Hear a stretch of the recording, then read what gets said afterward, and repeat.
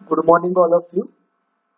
BSc second year और MSc final के जो डीबीएमएस और आरडीएमएस पेपर्स में अपन जो है एसक्यूएल फंक्शंस के बारे में डिस्कस कर रहे थे। उसी सीक्वेंस में मैंने आपको जो है वो एसक्यूएल के जो स्ट्रिंग हैंडलिंग फंक्शन के बारे में बताया था और उसके बाद अपन ने जो है वो न्यूमेरिक फंक्शन को स्टार्ट किया था। तो न्यूमेरिक फंक्शंस के पार्ट फर्स्ट में अपन ने कुछ बेसिक न्यूमेरिक फंक्शंस के बारे में मैंने आपको बताया था, जिसमें ईबीएस है, पावर फंक्शन है, बोर्ड फंक्शन है, स्क्वायर रूट फंक्शन है, ये बताए थे। आज उसी के आगे अपन कुछ और जो है एसक्यूएल न्यूमेरिक फंक्शंस को यहाँ पर देखते हैं। उसमें सबसे पहला जो न्यूमेरिक फंक्शन होता है सीलिंग। सीलिंग का मतलब होता है कि जो भी आपने एक नंबर दिया गया है उस नंबर्स को वह आपके एक जो है फ्लोटिंग पॉइंट्स में है या आपके पास एक डेसिमल ये पॉइंट में नंबर दे रखा है, उस पॉइंट के नंबर्स को वो कन्वर्ट करता है किसमें, इंटीजर्स में। तो जो नंबर दे रखा है उसके जो है वह ग्रेटर देन और इक्वल्स टू कन्वर्ट करेगा आपको इंटीजर टाइप की वैल्यू में। तो it's return the smallest integer value that is greater than और इक्वल टू ए नंबर। तो जो भी आपने उस फंक्शन में नंबर आपने दिया है उस नंबर का जो डेसिमल नंबर दे रखा है उस डेसिमल नंबर्स को यानी पॉइंट वाले नंबर को या फ्लोटिंग पॉइंट वाले नंबर्स को इसमें कन्वर्ट करता है इंटीजर्स में। वो कितना होगा, उसके जस्ट नियर नियर अबाउट, जैसे अपन ने नियर अबाउट इंटीजर नंबर कितना होगा उसमें वो कन्वर्ट कर देगा। उसका सिंटैक्स होता है, अपन क्या लिखते हैं, CEIL, और इस बीच में जो भी आपको नंबर देना होता है उस नंबर्स में यहाँ पर लिख लेते हैं। जैसे सिलेक्ट सेल 25.75 और सेल 24.23 होता है। तो यहाँ पर देखिए 25.75 के just near about integer number कौन सा होगा, बड़ा होगा। 25 से बड़ा 26 हो जाएगा, यानी 0.75 को कन्वर्ट करेगा 26 पर। इसी तरीके से 24.23 है तो उसका कितना हो जाएगा आपके पास, 25 हो जाएगा। तो ये होता है आपके पास एक सीलिंग यानी सील जो है वो फंक्शन जो है वो इस तरीके से काम में लिया जाता है। तो 25.75 का रिजल्ट कितना आएगा, 26 आएगा, और 24.23 का रिजल्ट कितना आएगा, 25 आ जाएगा। नेक्स्ट आपके पास फंक्शन है फ्लोर। तो सिलिंग फंक्शन क्या करता है, उससे ग्रेटर देन नियरेस्ट इंटीजर, और फ्लोर क्या करेगा, उसके लेस देन नियर इंटीजर्स होगा, लेस देन या इक्वल्स टू नंबर्स होगा। तो जैसे इस return the largest integer value that is less than और इक्वल टू ए नंबर। जो भी आपको नंबर दे रखा है उस नंबर के लेस देन या नियर जो आपके पास जो दे रखा है उसी के अंदर जो है वो आपको कन्वर्ट कर देगा। जैसे फ्लोर है तो 25.75 है, तो इससे लेस देन कितना होगा, 25 हो जाएगा। तो ये होता है फ्लोर जो फंक्शन किस तरीके से यहाँ पर काम में लिया जाता है। नेक्स्ट आपके पास होता है राउंड।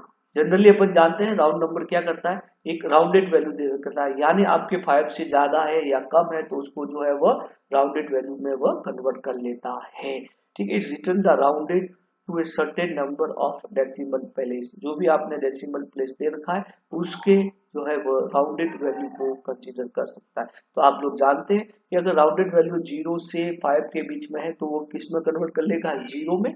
और अगर 5 से ज्यादा है, ठीक है, तो वह उस वैल्यू में क्या कर देता है, वो एक इंक्रीज कर लेता है। तो ये एक राउंडेड का कॉन्सेप्ट होता है।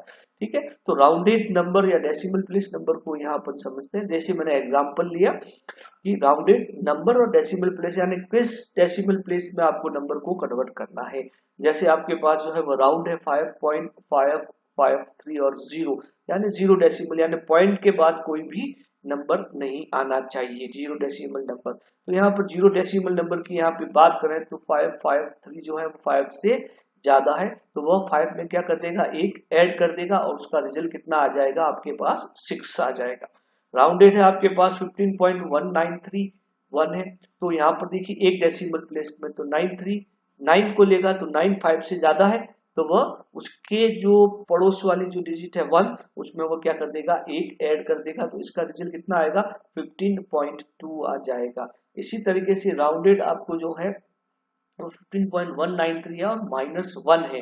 -1 का मतलब क्या, पॉइंट से जो दे रखा है उसके लेफ्ट साइड में तो 5 है, तो पॉइंट से लेफ्ट साइड में 5 है, तो यहाँ पर क्या आ जाएगा आपके पास 5 से 5.19 तो 5 से ज्यादा हो गया तो उसका रिजल्ट कितना आ जाएगा 20 आ जाएगा। इसी तरीके से राउंडेड 15.1932 है तो 2 डैश डेसिमल पहले इसमें, तो उसके बाद कितना है 3 है तो वो 5 से कम है तो वह उसमें कन्वर्ट हो जाएगा 15.193 में जो है वो आपके कन्वर्ट हो जाएगा। तो ये था आपके पास एक राउंडेड नंबर था।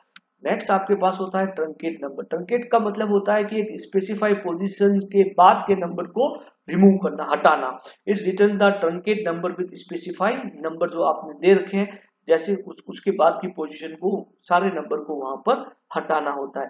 जैसे ट्रंकेट नंबर और कौन सी पोजीशन तक नंबर आपको रखना है वह रहेगा, उसके बाद के जितने भी पोजीशन के नंबर है वह सब क्या हो जाते हैं उसमें से वहां पर हट जाते हैं। तो ये होता है ट्रंकेट। जैसे 15.791 तो आपको 7 रखना है और 7 के बाद के जो भी नंबर है वह सब हट जाएंगे तो इसका रिजल्ट क्या आएगा 15.7 हो जाएगा। फिर आपके पास जैसे ट्रंकेट है 15.79 -1 है। -1 का मतलब पॉइंट से लेफ्ट साइड में 5 है तो 5.79 हट जाएगा और वहां पर क्या आ जाएगा आपके 0 आ जाएगा। जैसे ट्रंकेट 15.7978 तो 2, तो आपको पॉइंट के बाद 7 और 9 रखने, बाकी के सारे नंबर को क्या करना है आपको ट्रंकेट करना है। तो 15.79 रखिएगा और 7 8 हट जाएंगे। आपके पास ट्रंकेट है 7.53635 है तो पॉइंट के बाद कितने नंबर रखने हैं आपको 3 नंबर रखने हैं तो 536 तो रहेगा और 35 जो है वो क्या हो जाएगा आपके हट जाएगा, यानी ट्रंकेट हो जाएगा। ट्रंकेट का मतलब होता है स्पेसिफाई पोजीशन से नंबर को हटाना, ये होता है आपके पास ट्रंकेट। नेक्स्ट आपके पास ट्रंकेट अपन डेट के साथ भी अपन ट्रंकेट कर सकते हैं। ठीक है, डेट फंक्शन जो होता है डेट वैल्यू में भी जो है आप ट्रंकेट फंक्शन का यूज ले सकते हैं। तो the truncate date function is used to get the date with the time portion of the date truncate to specify unit of measure. The value return is always data type date.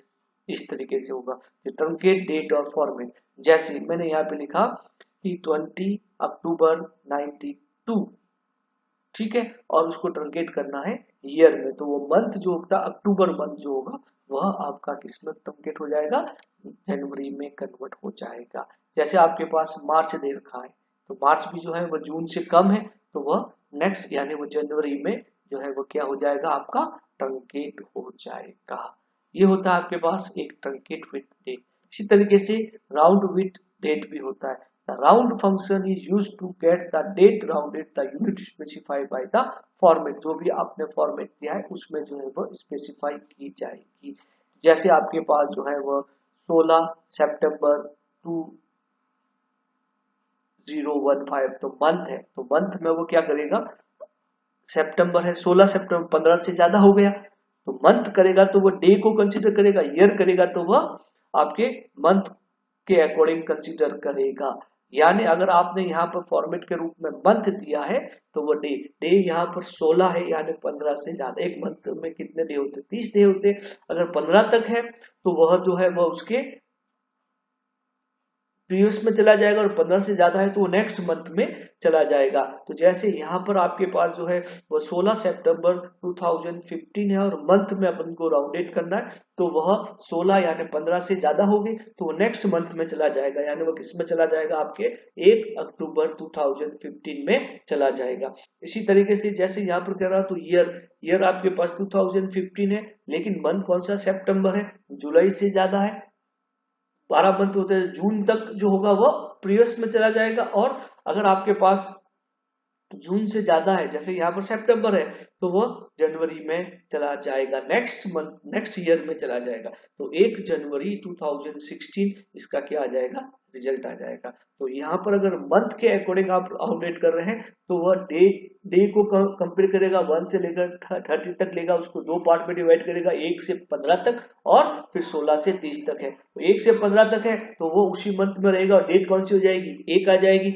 और अगर आपके पास जो है वह 16 से 30 के बीच में है तो नेक्स्ट मंथ में चला जाएगा और डेट कितनी हो जाएगी 1 हो जाएगी। और ये फॉर्मेट अगर आपके ईयर में आपने ले रखा है तो ईयर में आपको 2 पार्ट में डिवाइड करेगा, जनवरी से लेकर जून तक और फिर जून से बाद क्या होगा जुलाई से लेकर दिसंबर तक 2 पार्ट में डिवाइड होगा। अगर आपका मंथ जो है वह जून तक है, जनवरी से जून तक है, तो वह आपके 1 जनवरी में कन्वर्ट हो जाएगा। और अगर आपके पास जो है वह ईयर जो है वह जुलाई से सितंबर के बीच में है, तो वो नेक्स्ट ईयर में कन्वर्ट हो जाएगा। और डेट कौन सी हो जाएगी, 1 जनवरी 2016 हो जाएगी। तो ये कुछ जो है वह आपके पास कुछ और भी जो है वो मैथमेटिकल फंक्शन जो है इसको हैंडल करने के लिए यूज में लिए जाते हैं। Okay, thank you. नेक्स्ट अपन जो है डेट हैंडलिंग फंक्शंस के बारे में यहाँ अपन जो है वह डिस्कस करेंगे।